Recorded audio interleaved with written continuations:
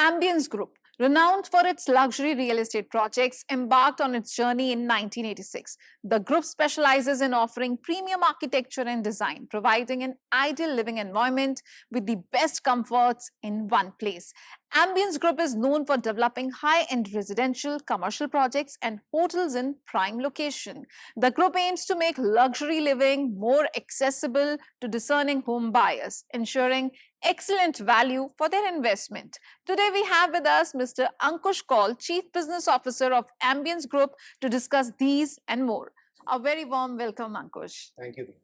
Ankush, let's begin and let's start with the journey about the Ambience Group. If we talk about the Ambience Group, it has established itself as the leader in luxury real estate, known for its prime locations, premium designs, and excellent quality. Based on your experience, how far has the group come and what is its current strategic focus?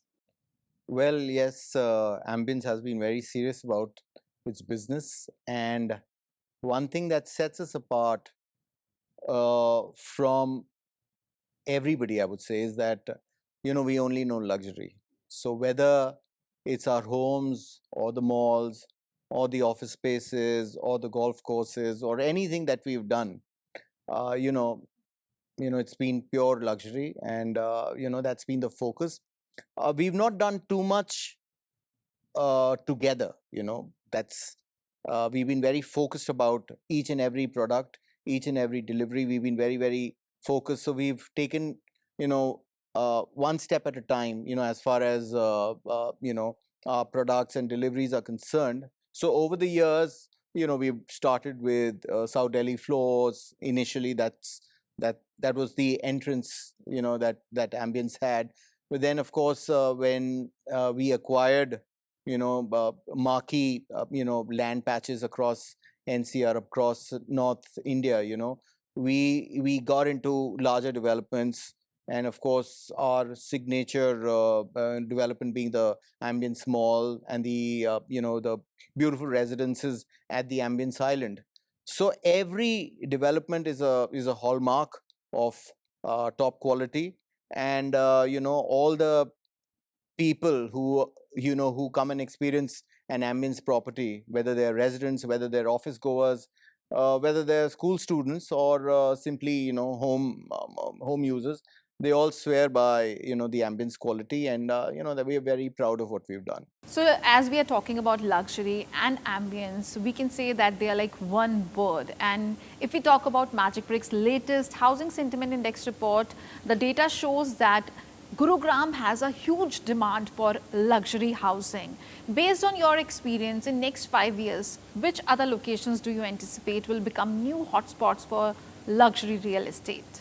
Well, Gurgaon has been, the hub of luxury developments right since early 19s, actually. So there's no denying that Gurgaon, in fact, has been leading, as far as luxury developments are concerned. And it will continue to do that, considering where the rates have headed over the last quarter or the last 2 quarters or the year. I mean, there's been a delta of about like 30% in the last 12 months or something, uh, and that is obviously endorsement of the kind of demand that is there for luxury developments. A lot of new launches have got absorbed. See, I'll tell you, obviously Gurgaon and NCR will continue to thrive. All your metros will continue to thrive, but of course, I would like to also tell you that luxury as a word has been kind of misinterpreted over the last many years since the advent of luxury home buying is. So I would, again, as I said, like proceed with a little bit of caution on the use of the word luxury. It's been overused actually, and I feel the gist or the essence of luxury is kind of lost in translation now. So everybody claims to be the master of luxury, or delivering luxury. So I would say limited edition and convenience is something that people forget, that's true luxury. Location, people seem to have kind of again forgotten that location is a true luxury right now. So I would say that luxury is all over. So I wouldn't really define that because everybody's seeking convenience, everybody's seeking facilities. So that demand is already there. So it was there in metros, but it's gone to tier A, tier B, tier C cities everywhere. So Any particular cities that you're looking forward to or the Ambience Group is focusing on? see, we are primarily an NCR developer, but Bombay, Bangalore, Chennai, Kolkata, there's a lot of traction in luxury. Uh, Indore, Pune is coming up. Hyderabad, all the cities that are doing well are going to have, their beacons on for luxury. But I would still move ahead with a little bit of caution. I know, I mean, the luxury thing will continue. The demand for luxury homes, and you may have noticed that 2 BHKs have given way to 3 BHKs, 3 BHKs have given way to 4 BHKs, and especially that thing was very well noticed post COVID. So this will continue. So larger spaces and larger ticket sizes have been transacting since the last 2-3 years. But I would still proceed with caution because until the end users come in and start settling and start paying up, I wouldn't really go bonkers, and over celebrate the recent flurry of numbers. So I would like to take it one step at a time. Luxury is here to stay for sure, uh, but there is a certain timeline that the project also needs to develop. First of all, it needs to attract the real end users and not just the investor base. Of course, the investors are very important because the transactions need to happen. That's very important. But the real deal is sealed when the end users come in and the project is closer to possession, and then you have people buying at an X plus 20, 25, 30% than what the launch price was. So that's the real test. So, speaking about the end user, what is your take on luxury? Demand is driven by the end users or the investors? So currently, I would say the transactions, I would attribute at least about 70 to 75% to the investors. See, because when the market is doing well, when there are transactions which are happening back to back, launches are getting sold out. So, there is obviously a premium that, develops. That's a natural, logical progression of how the thing is. And if a person is, exiting at around 10, 15, 20% in, 12 months, obviously, it fuels reinvestment of the same investor, and that's what's been happening. So I would say currently it's my gut. I can't be very sure, but it's my gut. I mean, I would be 10% here and there, but like about 70% is all investor based. As the project progresses, as it hits the second year of construction, I would reckon like you'll have more end users coming in because the timeline for delivery will be closer. So one can, choose the apartment, plan the finances of acquisition, and that's how it plan his loans. The bank, the rates are still very attractive. So all that. So that's how the whole circle turns out. So, and they can have a look also, look Yeah, around the exactly. property, Yeah, how it yeah, is exactly. So developing. because see, it's natural. I mean, off plan or pre-launch or launch time, you don't really have a look and feel of where you're going to stay.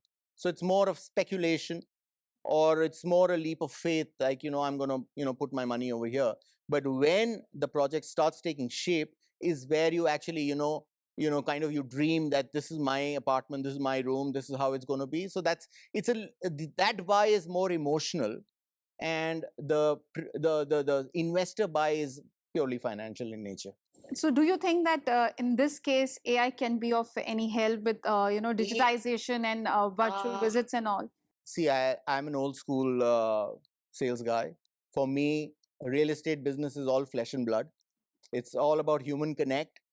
While AI can, help us plan some aspects of marketing or targeting, can drive data for us, but I would still like to, approach the whole sales and marketing and customer acquisition with, the human connect. I wouldn't want to rely too much on AI.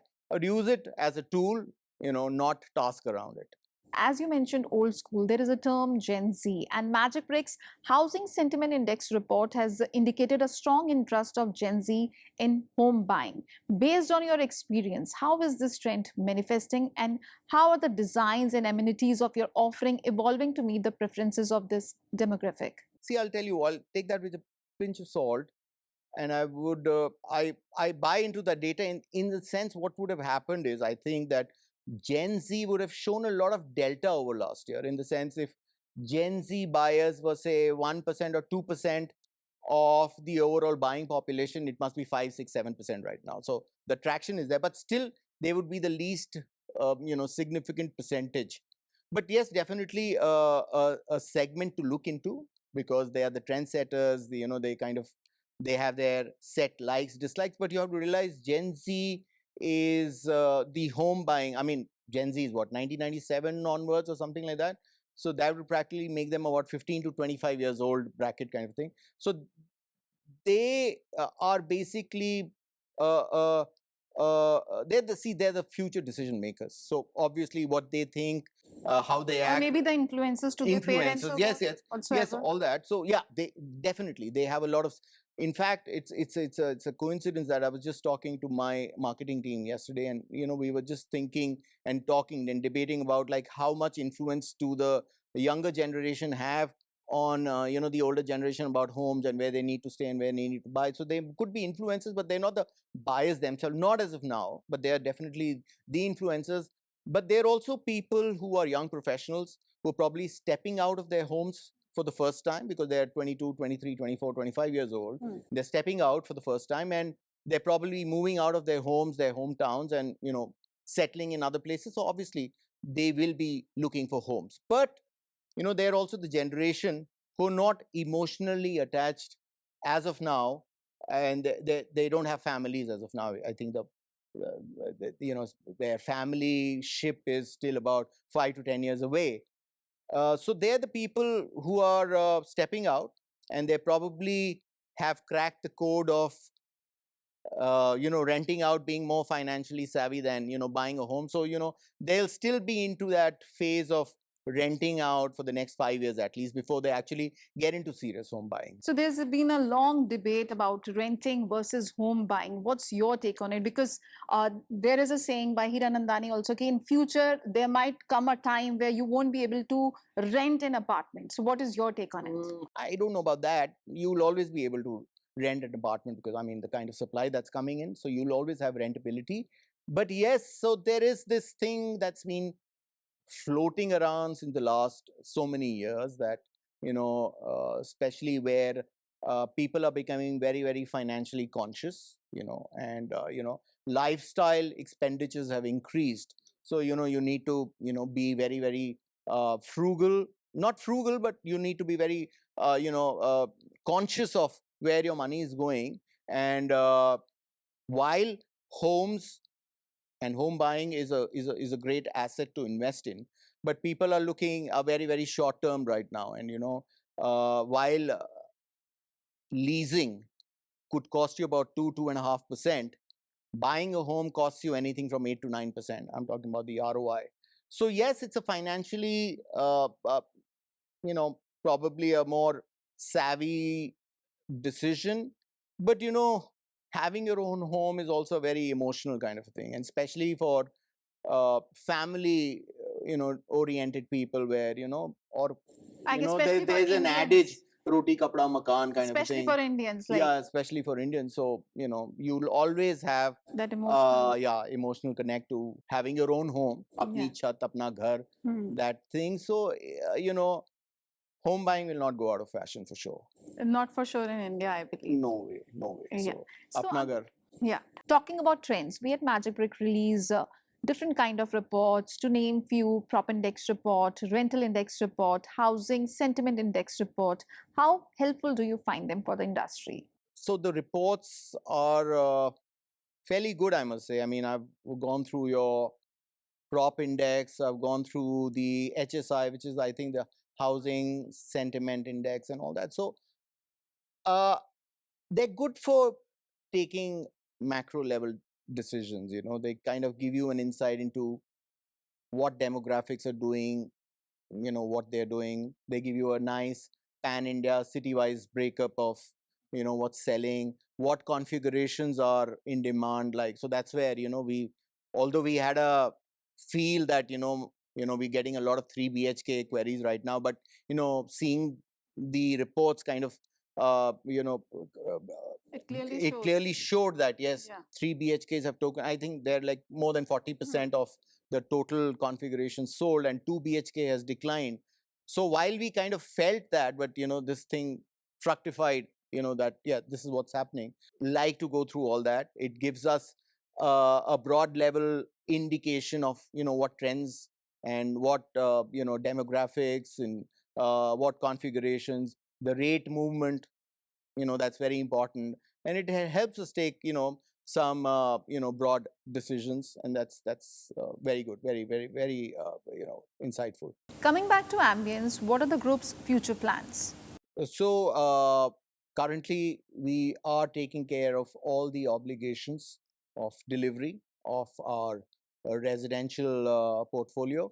So last year, we proudly delivered our residential project in Noida. So we completed that. Right now, we will be busy for the next 12 months in handing over Ambience Creations, which is about 950 apartments. So that's very, very primary for us. Then of course we'll be focusing on expansion of our office portfolio. That's definitely there. We'll have some iconic development happening in the Ambience Island with the launch, or I wouldn't say launch, but with the start of construction of the Office Tower 3. We will focus on our rental business. We will focus on delivering quality always, and we'll take one step at a time. As I said, we want to be very, very serious about what we do, and we'll keep it close. We will keep it top quality. So, what are the upcoming strategies to attract more customers or to the discerning buyers? Well, we keep things very simple. Stay in touch with the customers, listen to what they have to say, and I think they when you do that regularly, they kind of give you a direction of where to go, where to head, and what to do. And that's a very, very fulfilling engagement, being with the customers, and giving them what they want basically, and we get to learn a lot from them, and that's how we base our decisions on. So that's what we'll continue to do. Finally, Ankush, what advice would you like to give to the prospective buyers who are looking for luxury in their life? Well, I don't want to be a kind of a influencer over here, but yes, based on my experience, you know, it's very important to kind of have a close look and feel of what you're getting into. Believe in what you see rather than what you hear. That's very important. So just don't go by what you see on your mobile or your screen or something. It's important to test the waters, and have your series of site visits, uh, get in touch with a lot of partners who we have. They are great advisors. I would swear by the fraternity that we've created. They're like really good at what they do. Discuss with your partner or your agent what your need is, and they'll be able to guide you very, very well on what next steps to take. And one sincere advice that I want to give them is, don't always go looking out for discounts. Saving a percent or two here and there will not actually help you take the right decision. Go by your instinct and buy the service, the brand, rather than just the discount. So that's one real sincere advice that I want to give. Thank you so much, Ankush. It was a pleasure Thanks, Reena. talking to you. Absolutely, a pleasure is Thank mine. you so Thank much. you.